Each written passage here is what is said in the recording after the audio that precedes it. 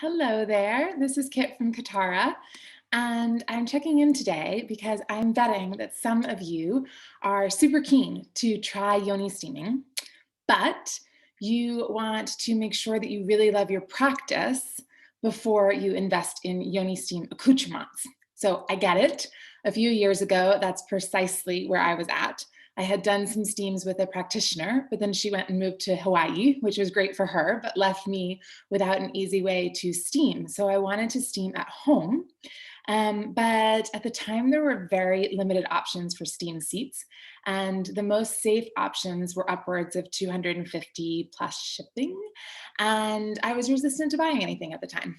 And instead, I tried a variety of different ways to steam at home without a sauna.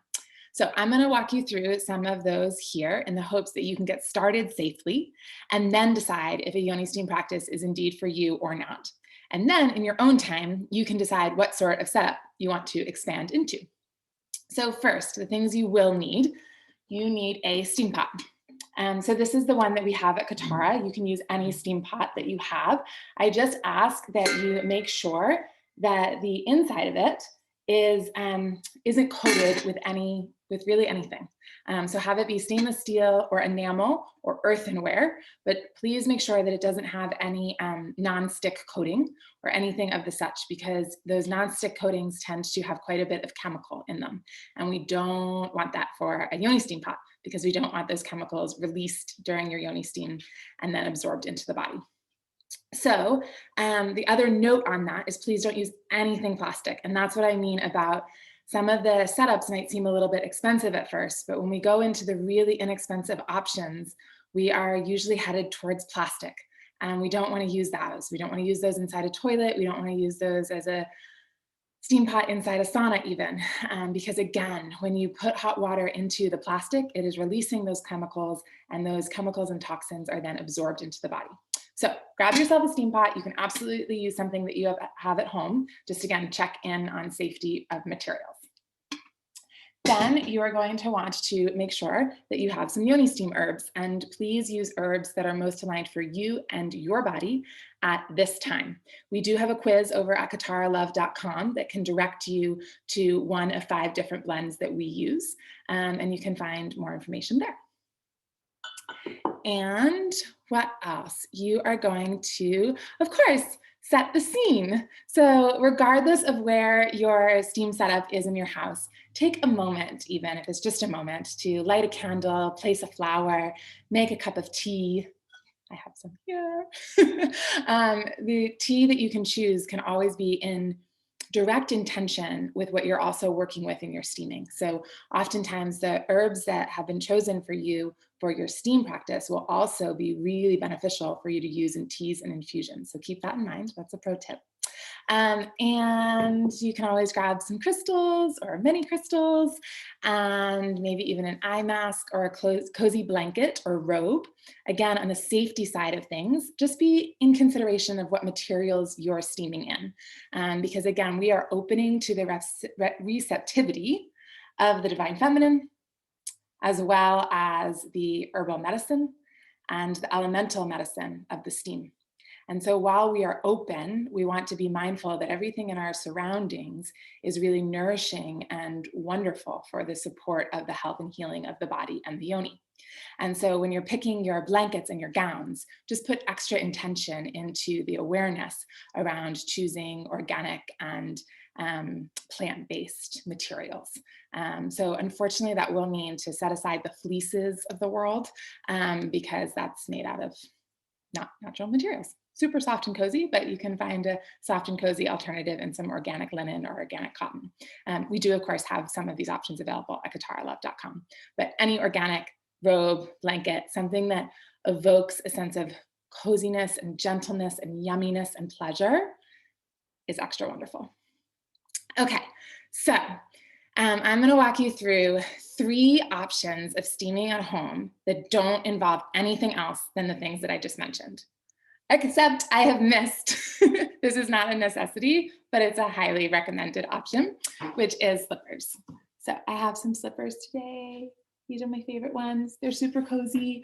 And it's really wonderful to Yoni steam in slippers or in really cozy socks because it keeps the heat in the body. So cozy feet, cozy womb space, warm feet, grounding, giving that womb space some ability to drop in and help you connect to her and the intuition that she's asking for you to tap into so that you can move from that place of relationship with her.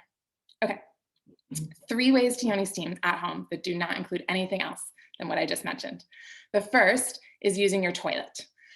So this of course means that you have to give the toilet a good old scrub down before you Yoni steam, but it's also super simple. So scrub out the toilet, heat up your herbs. You're going to fill your Yoni steam pot with about 1.5 liters of water, or about 2/3 to 3/4 full.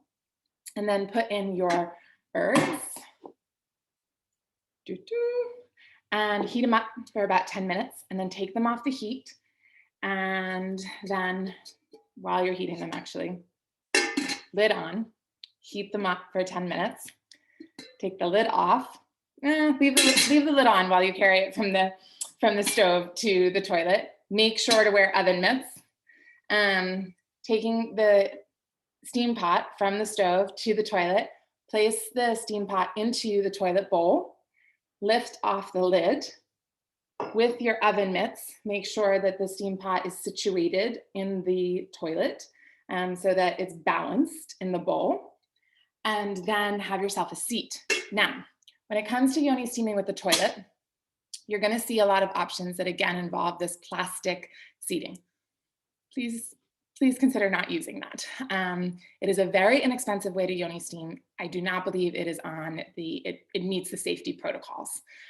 So we don't want to be ever heating plastic, and we certainly don't want to be pouring hot steaming water into plastic and releasing those chemicals while we're placing our Yoni on top of it.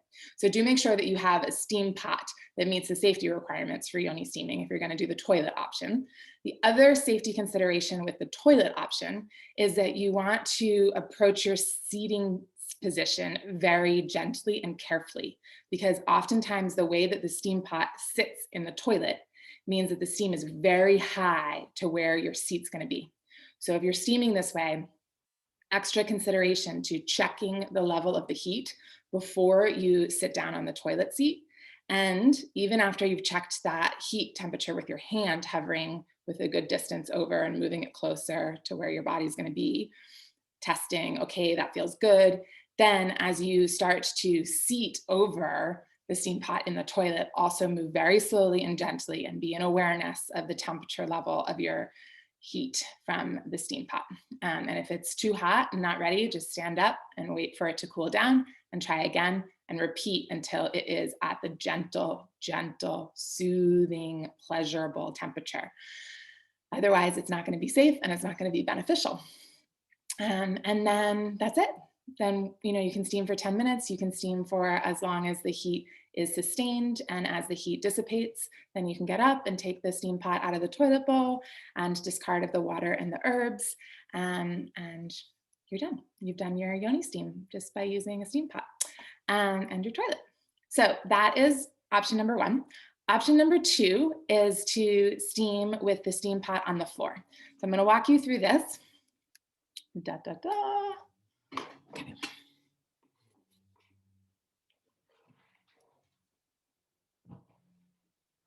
Okay, so you have your steam pot. You've heated it on your stove top. You're wearing oven mitts, and you brought it to the room that you want to steam in. You make sure that you put down some sort of blanket or towel so that when you're putting your steam pot onto the ground, you're not at risk of burning your floor. Place it here. You take the lid off. You place that again on a place where you're not going to hurt the floor with any moisture. You're going to grab a little like hand towel, or what is this shape called? I don't know. It's bigger than a face cloth, but smaller than a big towel. Any size will really do. I just really like this shape, because what you want to do now is you just want to cover the rim of the steam pot, okay? And this is just on the off chance. This is just hedging any concern around your body hitting the steam pot. So you're not going to want to have your body ever come close to the steam pot at all. But this towel just makes sure that should you slip, you've got this backup protection. Okay, then obviously remove all your bottoms. You've got your crystal here, and you hover over in really like a child's pose or even tabletop, and you rest back and relax. Whew.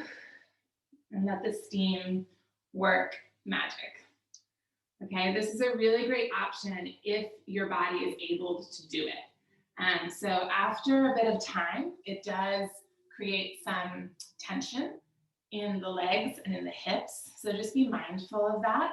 And if ever you feel like the discomfort is too strong, you can move and stretch and return. You can always stand up. But please, invitation and reminder to do the stretching before it feels like it's too much to hold and you're going to drop down.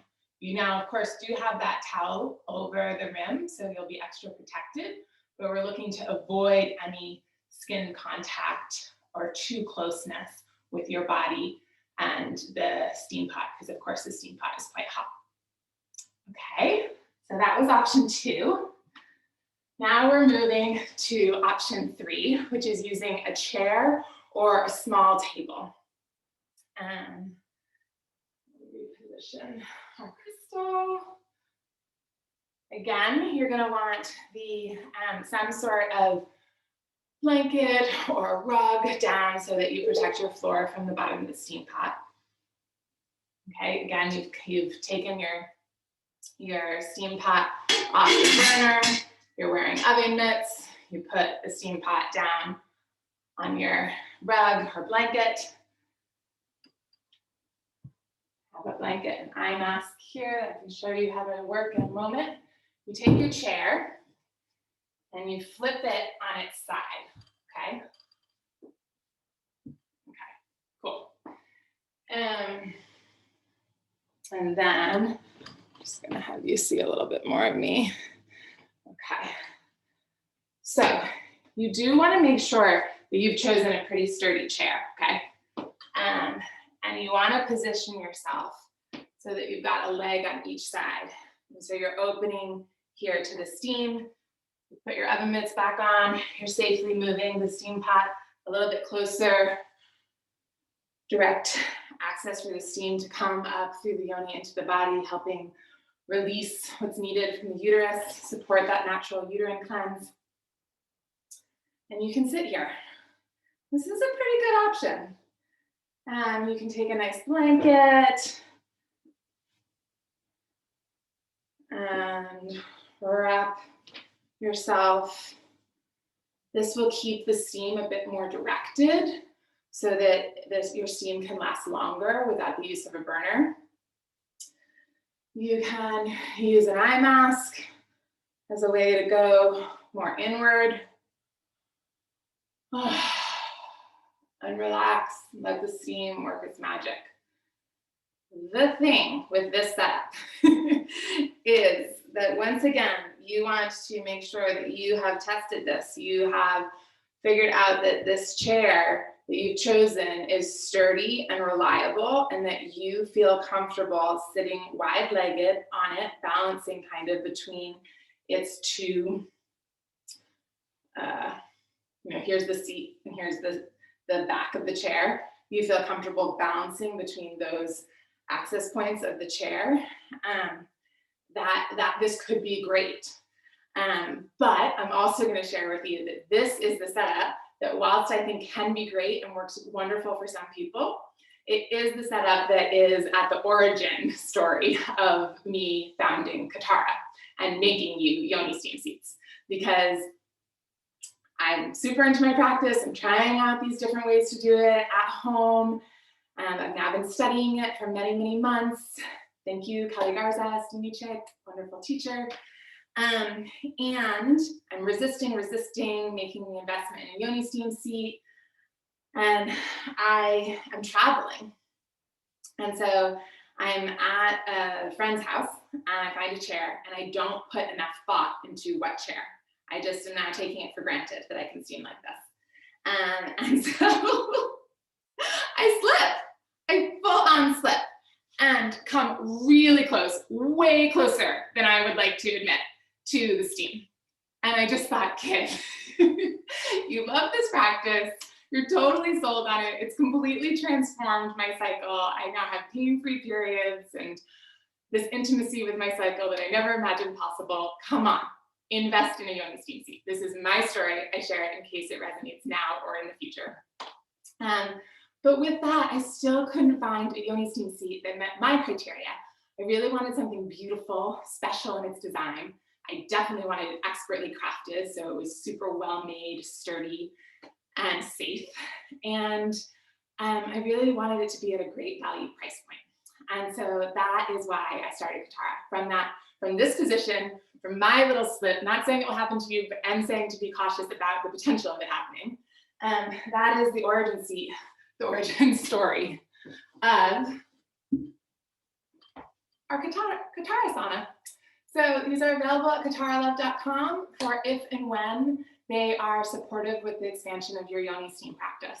I really hope that this information will allow for you to start your Yoni steam practice at home, give yourself a sense of if this is an aligned practice for you and your in-home health and healing. And if it is, we have a ton more content on kitaralove.com and a ton more content to come out about Yoni steaming in general and holistic womb space health too. So subscribe to the channel if this information is of interest to you, and head on over to kitaralove.com and sign up for our newsletter, because that's the best way to get updates on new products, new videos, new blogs, discounts. When we have some bonuses out there, they are always shared first through that newsletter. So I'm sending so much love, so much gratitude, and health and healing to you on your womb space health and healing journey.